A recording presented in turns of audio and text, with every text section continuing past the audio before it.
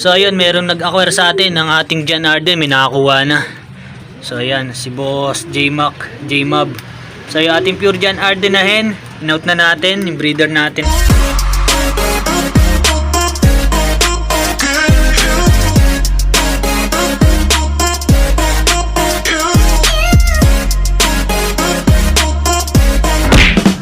So yun mga ka-Sonic, so welcome back dito sa ating channel, Sonic Love Vlog. So yun mga ka-Sonic, sa for today's video is magloload tayo ng ibon natin do sa club ng NFC mga Sonic. Iloload natin sila, yung dalawa nating pang summer.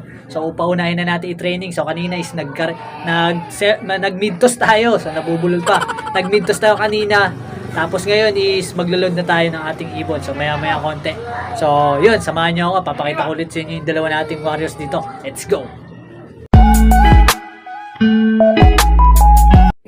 So ito yung dalawa nating pang summer mga Sonic. So itinos natin kanina ng Antipolo, Bandaron, Galabos, Jarap ng Licaros. Ayan. So nakauwi naman silang dalawa.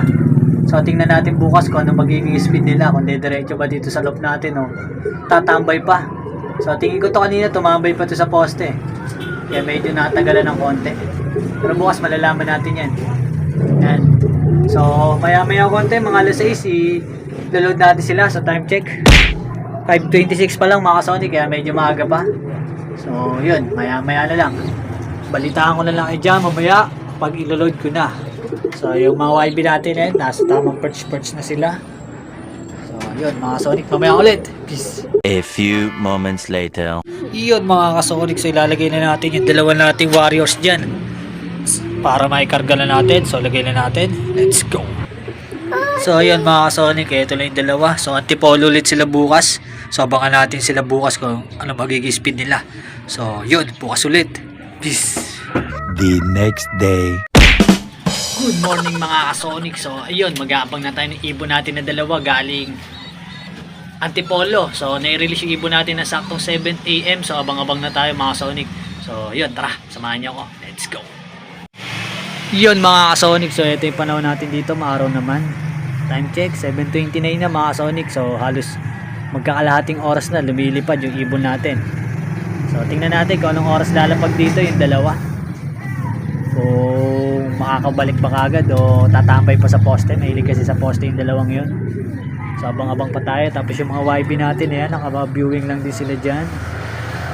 Yan sila. So napakaangas ng mga kulay, lalo na itong Batman, favorite color natin yan.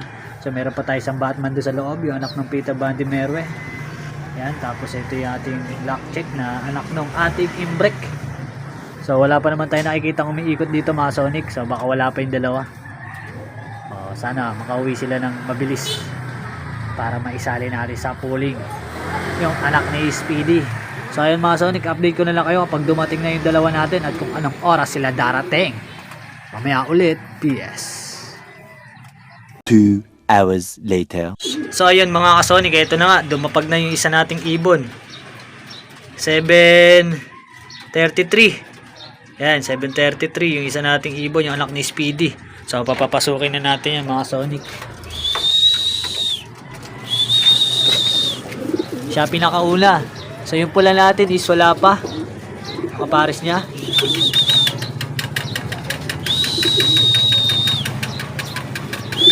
Pasok.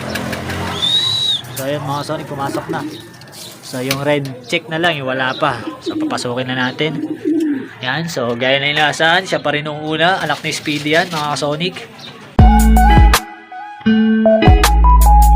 So ayan siya, anak ni Speedy. So 33 minutes ang kanyang binahe. Hindi natin lang kung nagposte pa to o remekta na talaga dito. So hindi na natin nakita, busy tayo, hindi natin nababantayan.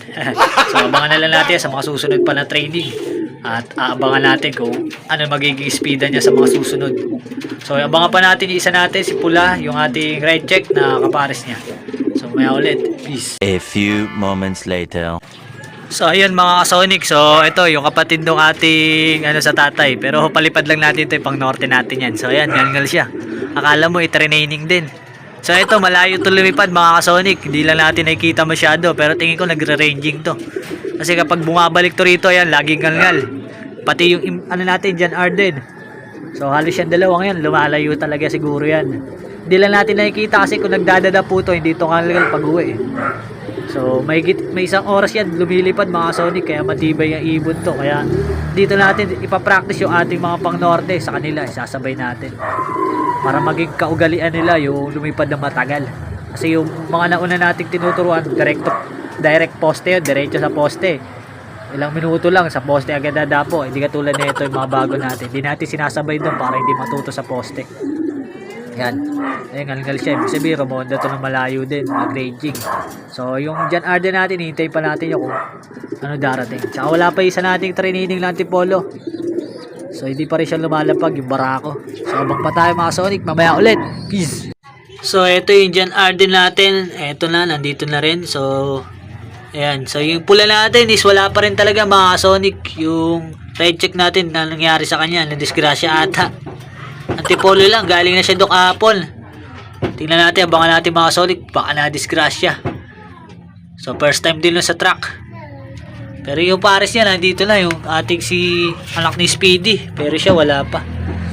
So, ito yung ating mga YB. Ayan. Laki na. Tapos na rin sila magsikain.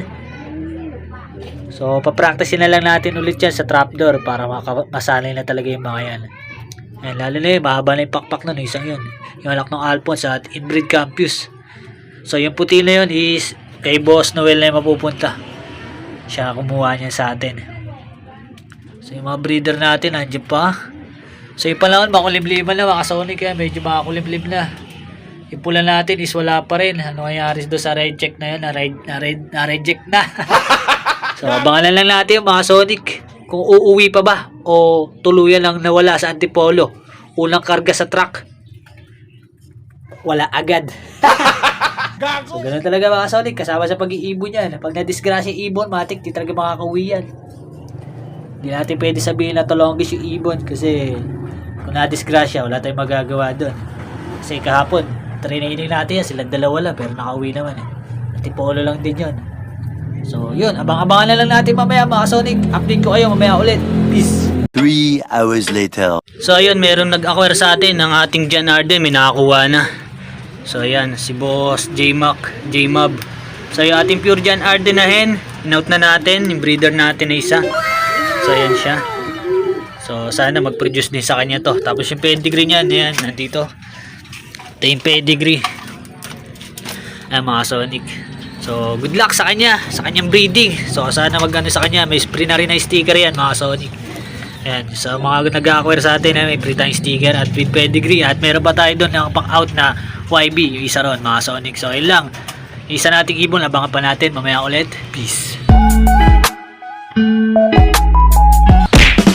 Yun mga ka-Sonic, so hanggang dito na lang natin tatapusin tong video na to at shout out sa lahat ng mga followers at subscribers natin dyan. Maraming salamat sa supportan tunay at huwag nyo pong kalimutan mag-iwan ng isang like mga ka-Sonic at yan may malaking bagay na dito sa ating channel at i-subscribe na rin po ng ating channel at huwag nyo pong kalimutan i-follow yung ating page at FB profile Sonic Globe Vlog. So yun lang, maraming salamat. God bless to all. Thank you for watching. Peace.